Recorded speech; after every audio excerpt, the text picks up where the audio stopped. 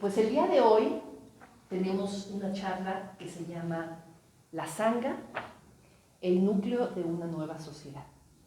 Primero voy a hablar un poquito, voy a poner en contexto la charla del día de hoy, en el contexto de la serie que estamos viendo ahorita los jueves, porque los jueves funcionamos a través de organizar como series de charlas en torno a un tema en común.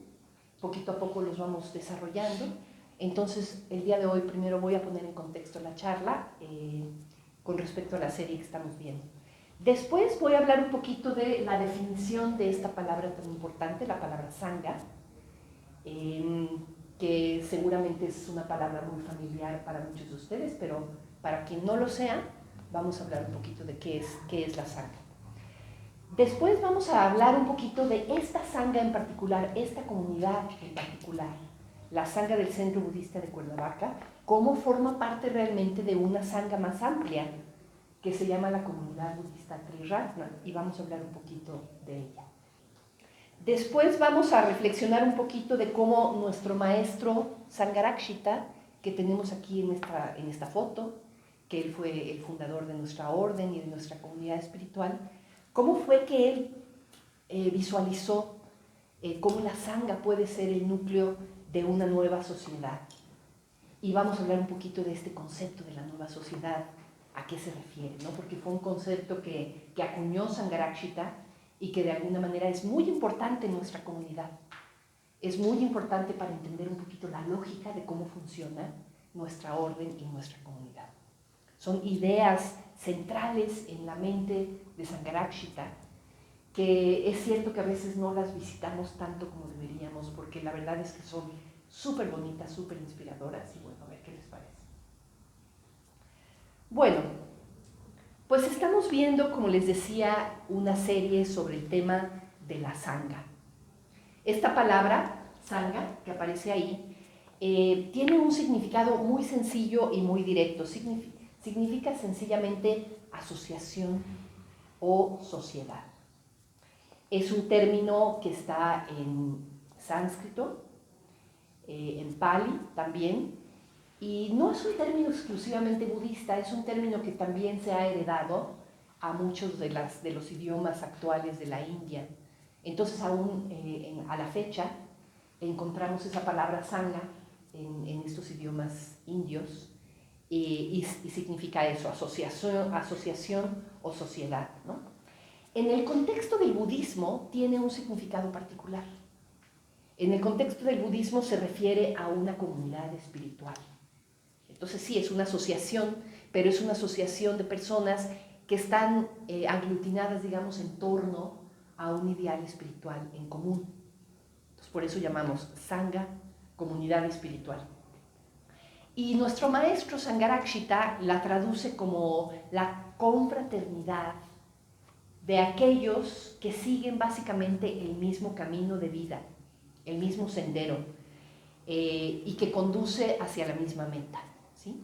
Entonces podríamos decir, nosotros aquí en esta comunidad estamos todos, bueno, los que practicamos el budismo, ¿no? Estamos caminando el mismo camino de vida, ¿no? Estamos en el camino de lo que los budistas llamamos el Dharma. El Dharma es el budismo. Entonces estamos en el camino del Dharma. Tenemos una misma meta en común, que es la meta de la iluminación, y por lo tanto entonces somos esta confraternidad de personas que nos estamos acompañando en ese camino, ¿no? Somos una sangha. Ahora, en el budismo, la sangha constituye una de las tres joyas. Hablamos de las tres joyas en el budismo, conjuntamente con el Buda y el Dharma, ¿no? Las tres joyas se les llama las tres joyas, pues porque son lo más valioso, ¿no? Como las joyas literalmente, que son muy valiosas, que son muy hermosas, que es algo que valoramos mucho. En el budismo estas tres joyas son lo más valioso, lo más precioso que encontramos en esta tradición. La joya del Buda se refiere al ideal de la mente iluminada. La joya del Dharma se refiere al camino que conduce hacia el despertar. Y la joya de la sangha, justamente, la comunidad espiritual, ¿no? Y fíjense, además de que son las tres joyas, también son los tres refugios, que de alguna manera Es lo mismo, pero no es igual, ¿verdad? Los 3 refugios se les considera en el budismo, de hecho, los únicos refugios seguros, en el sentido de que representan lo único que realmente tiene el potencial de liberarnos del sufrimiento. Solamente estas 3 joyas pueden ser algo que verdaderamente nos refugie del sufrimiento que nos causan los estados mentales aflictivos, básicamente, ¿no? Entonces, los budistas tomamos a estas 3 joyas como nuestros 3 refugios en el sentido de que orientamos nuestra vida en torno a ellos.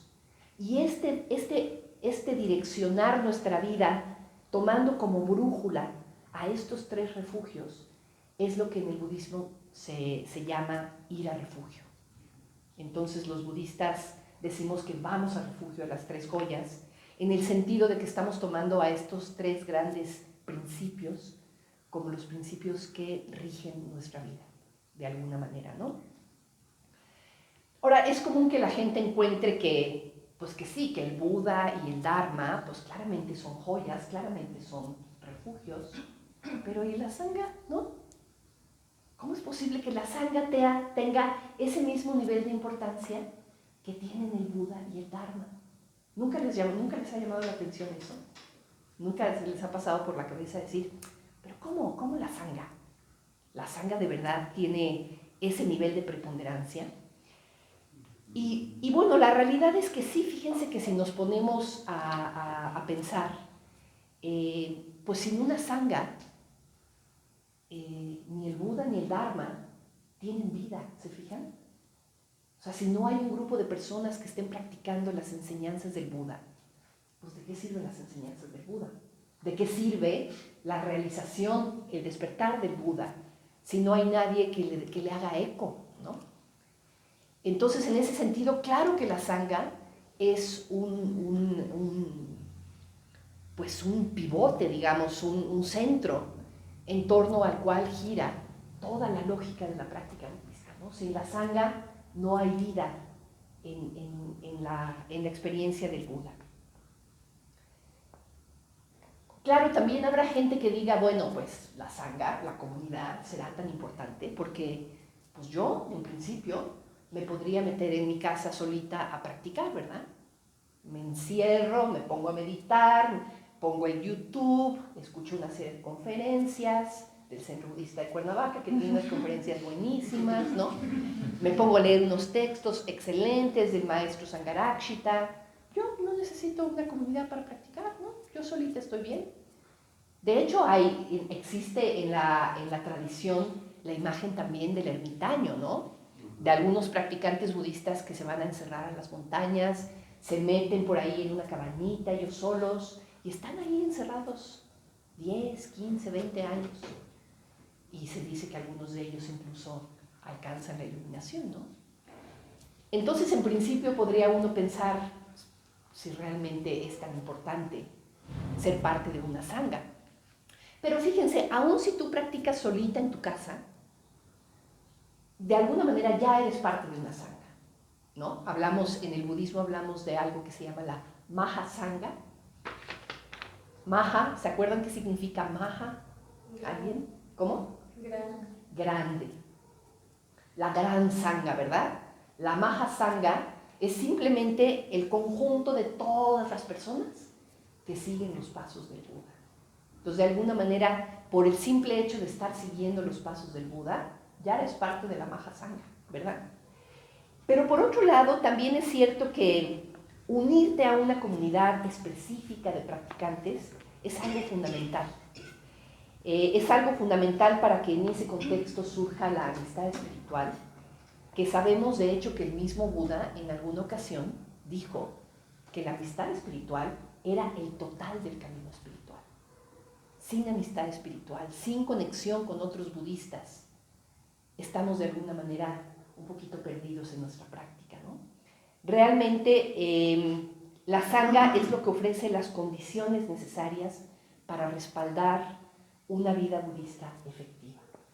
Entonces sí, si quieren practicar el budismo, si quieren acercarse a la verdad que comunicó el Buda, lo mejor que podemos hacer es hacerlo en el contexto de una comunidad de personas que están intentando hacer eso, ¿no? Y en la medida en que lo intentamos hacer juntos, pues nos apoyamos en el camino, nos espejamos unos a otros, aprendemos a conocernos a nosotros mismos y a otros a través de estas conexiones, ¿no? Entonces, bueno, pues esa es el significado de la palabra sangha y la importancia de la palabra sangha. Hemos estado reflexionando un poquito sobre todo esto en las conferencias anteriores de esta serie. Esta serie en particular trata sobre la sangha. Y por cierto, a propósito, la semana que entra tenemos una conferencia sobre amistad espiritual, ahorita que acabo de mencionar el tema de la amistad espiritual. Y la conferencia la va a dar nuestro amigo Dharma Priya, que es un miembro de la orden que viene del Centro Budista de Berlín.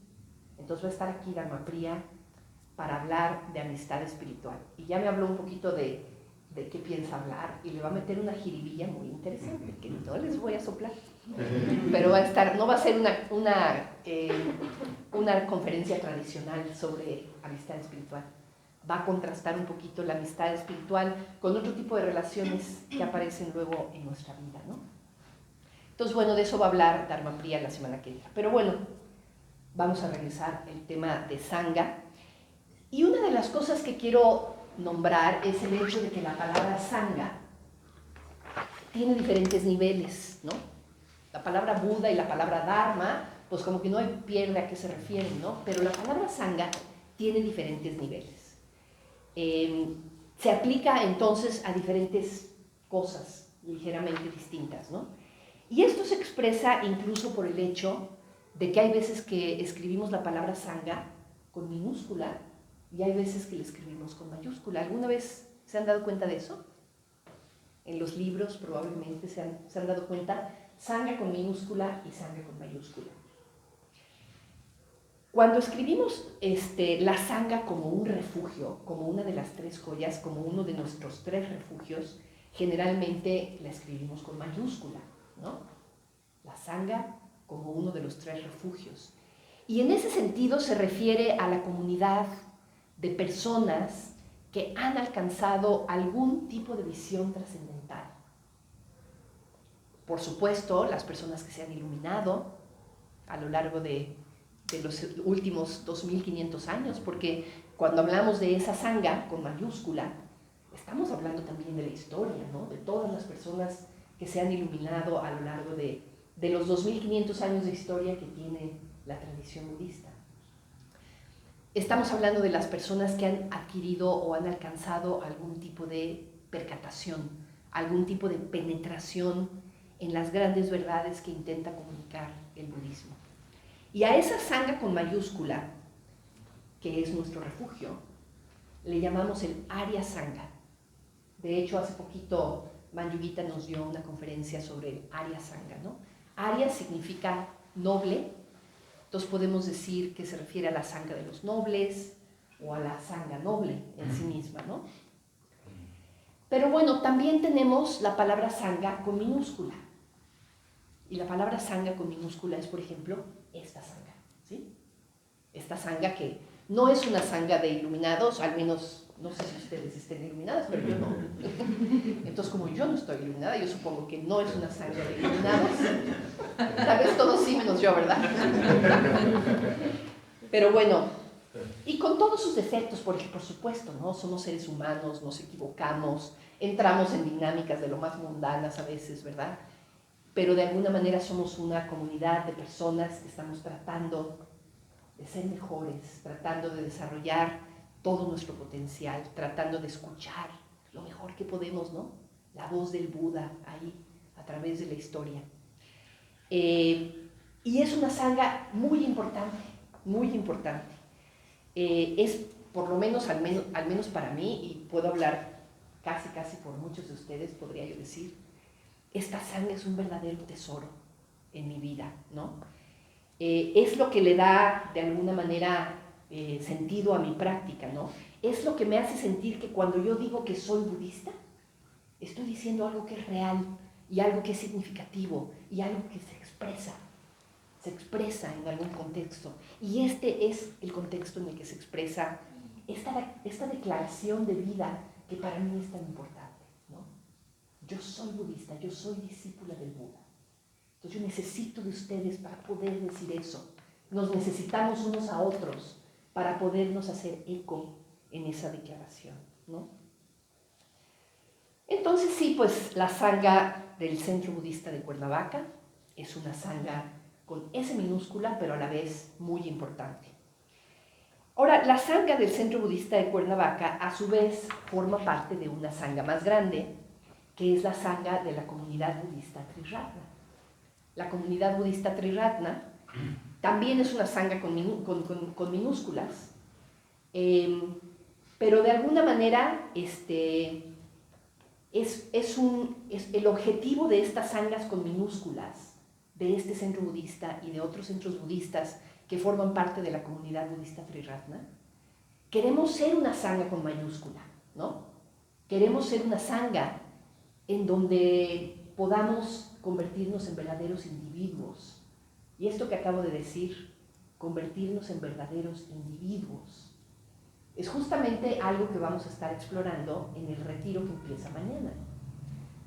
Entonces, ahorita no voy a elaborar mucho sobre ese tema, probablemente en alguna otra conferencia más adelante, pero esta idea de convertirse en verdaderos individuos es algo muy importante y es justamente lo que una verdadera sangha fomenta, ¿no? El que surjan por ahí verdaderos individuos. Ahora, así como este centro budista de Cuernavaca es una pequeña sangha que forma parte de la comunidad budista Triratna, pues hay otros centros budistas, ¿verdad? Tenemos simplemente aquí en México el Centro Budista de la Ciudad de México, que también forma parte de la comunidad budista Triratna, el Centro Budista de Toluca, el Centro Budista de Satélite, y fuera de México tenemos pues el de Valencia, el de Barcelona, el de San Francisco, el de Londres, el de Mérida en Venezuela, el de Dublín, el de Sydney, el de Berlín, el de Pune en la India. En fin, tenemos centros budistas de la comunidad budista Triratna por muchos lugares, ¿no? Entonces podemos decir, cada uno de esos centros budistas pues es una pequeña comunidad budista Triratna, que a su vez forma parte de la gran comunidad budista Triratna a nivel del mundo, ¿no? Y en cada una de estas pequeñas sanghas Triratna tenemos en el centro, vamos a dibujar ahí en el centro una bolita. Esa bolita es, digamos, una sangha como a otro nivel, que es la sangha de miembros de la orden que de alguna manera están a cargo de las actividades de un centro budista. Somos los miembros de la orden aquí en este momento, somos los que tenemos este símbolo tan hermoso aquí alrededor de nuestro cuello, que se llama Keisa. Hemos recibido nuestra ordenación en el contexto de esta orden, que se llama la Orden Budista Triratna, que fue fundada por Sangharakshita, como decíamos. Y de alguna manera somos los responsables de las actividades, de las dinámicas, de la comunicación, de la amistad incluso, que ocurre alrededor de esta pequeña comunidad y de otras comunidades que hay en diferentes partes del mundo, ¿no? Entonces, en el centro está esa otra sangha, que probablemente todavía no sea una sangha con mayúscula, ojalá, ¿verdad? Pero es una sangha con una S un poquito más grandecita, porque de alguna manera estamos hablando de personas que hemos tomado un compromiso más profundo con las tres joyas. Somos personas que estamos dedicando nuestra vida completa a la práctica del budismo y a compartir el budismo con otros. Entonces, de alguna manera, pues sí, ese nivel de ir a refugio que tenemos, sí es un nivel probablemente más profundo, más significativo, y en ese sentido podemos decir que es un nivel de sangha distinto, ¿no? Bueno, pues ahí tenemos la comunidad budista Triratna.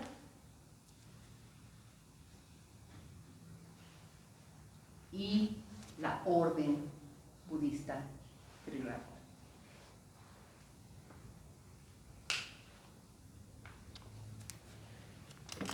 Pues fíjense que cuando nuestro maestro Sangharakshita fundó esta orden, tuvo una visión muy importante con respecto a cómo esta orden y esta comunidad podían entrar un poco en relación con el contexto más amplio en el que estas comunidades se establecen, digamos la sociedad como un todo, cómo los centros budistas pueden entrar en contacto y pueden influir a la sociedad en la cual se encuentran inmersos, ¿no? Y de eso es de lo que quiero hablar ahorita un poquito para llegar al tema de la nueva sociedad. Por cierto, hay un libro que acaba de salir de la editorial Dharma Mega que se llama Budismo para hoy y para mañana, que está recién nuevecito, ¿verdad? En las repisas de nuestra tiendita. Y en ese libro se presentan una serie de 4 conferencias que dio Sangharakshita en 1976. Y ahí se refiere Sangharakshita a 4 regalos. Cada una de estas conferencias se refiere a cada uno de estos 4 regalos que él piensa que son los regalos de Triratna para el mundo.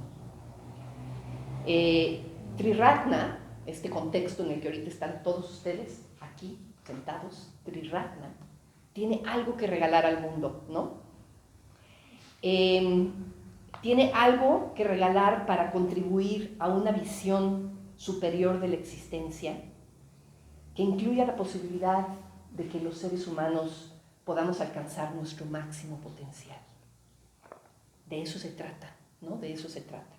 Y en una de esas conferencias, si no me equivoco es la tercera de esas conferencias, se llama justamente así, el núcleo de una nueva sociedad.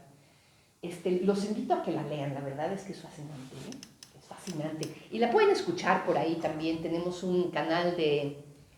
¿Un canal de qué? Free Buddhist Audio.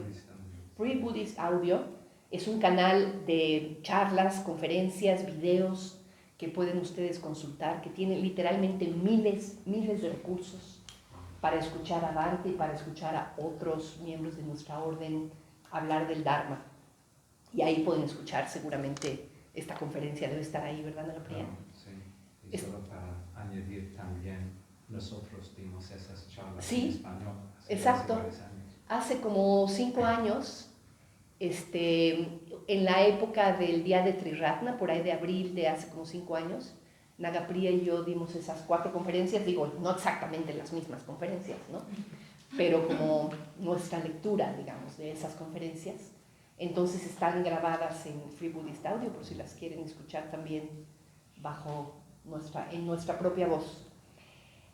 Bueno, pues en una de estas conferencias, el núcleo de una nueva sociedad, Sangharakshita habla de su vida y de cómo se encontró con el budismo y de cómo fue a la India, se ordenó como monje budista ahí en los años 50, nos cuenta de cómo después se fue a vivir a Kalimpong. Kalimpong es un lugar ahí en los Himalayas, como a 4.000 metros de altitud, y empezó una escuela y pues vivió 14 años en Kalimpong y vivió 20 años en total en la India, aprendiendo del budismo, practicando el budismo, escribiendo libros. Se convirtió, bueno, realmente en un erudito, ¿no? Un verdadero erudito. No nada más de budismo, sino realmente era un hombre de una cultura impresionante, impresionante. Todavía hasta el 2018 vivía nuestro maestro. Murió en el 2018 de 93 años de edad. Aquí lo tenemos jovencito, cuando se ordenó, yo creo, cuando recibió sus votos, su ordenación de Upasika, probablemente, ¿no, Nagapriya? ¿Te suena? Creo que es más tarde. Más tarde. Pues, ¿qué tendrá ahí? ¿Como 25 años? Me parece que está en Inglaterra. ¿En Inglaterra? Ah, ok. Bueno, pues ahí tenemos nosotros le decimos Bhante a nuestro maestro, que es una manera cariñosa, respetuosa de dirigirnos a él, ¿no? Pero efectivamente Bhante llegó un momento en el que lo invitaron a Inglaterra, pues a que compartiera un poco el Dharma y a diferentes cosas, y entonces Bhante visitó Inglaterra en el 64 más o menos, pasó 2 años ahí. Y ahí se dio cuenta de que realmente Occidente, dijo él, estaba listo para el Dharma. Occidente se refería a Inglaterra, pero ya es que luego los ingleses hablan de Occidente, hablan de Inglaterra. No, realmente se refiere a todo el mundo, a todo el mundo occidentalizado también, ¿no? Por supuesto, Europa y por supuesto las Américas, ¿no? Occidente estaba listo para el Dharma. Sin embargo, lo que vio Bhante en ese momento es que las organizaciones budistas que había en Inglaterra en ese momento realmente no eran organizaciones que favorecían realmente la práctica del Dharma, ¿no? Eran más bien como organizaciones, como, digamos, como sociedades, ¿no? Como más como de corte un poquito más académico o casi como clubes, ¿no? En el que la gente firmaba, le daban una credencial y entonces ya como que ya pertenecía, ¿no? Pertenecía a esa sociedad, pertenecía a un grupo más, como tantos grupos a los que pertenecemos luego y que simplemente nos fomentan a que nos comportemos como una manada, ¿no? Como miembros de una manada, ¿no? No eran grupos realmente, no eran comunidades que realmente estaban favoreciendo el desarrollo de verdaderos individuos. Entonces se dio cuenta en ese momento, Bhante, de que lo que realmente hacía falta era un contexto para que la gente pudiera practicar el budismo al 100%, que pudieran llevar una vida informada por los principios dármicos, ¿no? Para que no fueran realmente miembros de la manada, sino que fueran verdaderos individuos, como decíamos, ¿no? Y para eso consideró que lo que mejor se ajustaba era el concepto de una orden budista, no un club, ni una sociedad, ni un instituto, ni una asociación, sino una orden, una comunidad espiritual. Y entonces formó lo que en aquel momento nombró la Orden Budista Occidental, que después, hacia el año de 2010, cambió de nombre y ya se llama ahora la Orden Budista Triratna, ¿no? Entonces, se trata de una orden muy radical, realmente una orden muy particular que tiene características pues, que podríamos decir que son características como muy novedosas, pero a la vez no son tan novedosas en el sentido de que se parecen mucho a la manera en la que funcionaban las comunidades en la época de Buda, ¿no? Los miembros de la comunidad son simplemente personas que están yendo a refugio a las 3 joyas. La orden budista Triratna, los miembros de la orden nos llamamos dharmacharinis, las mujeres, dharmacharis, los hombres, que significa que están caminando el dharma. Y lo que nos hace dharmacharis o dharmacharinis no es el hecho de que tengamos un estilo de vida particular, de que tengamos esposo o esposa, o seamos célibes, o usemos túnicas o no usemos túnicas, o nos rapemos la cabeza o no nos rapemos la cabeza, ¿no? Lo que nos hace miembros de esta orden es que estamos yendo a refugio a las 3 joyas de manera profunda, de manera comprometida, de manera efectiva, como nosotros decimos, ¿no? Entonces, es una orden que de alguna manera va más allá de esta dicotomía tradicional entre los contextos laicos y monásticos, ¿no? Nuestra orden, pues no es monástica, ¿verdad? Porque no somos monjes, no tomamos votos monásticos, no vivimos en monasterios. Muchos miembros de la orden no toman votos de celibato, otros sí. Pero tampoco es una orden laica, ¿no? En el sentido de que muchos de nosotros sí estamos dedicados al 100% a esto, ¿no? A la práctica dármica, por supuesto, pero también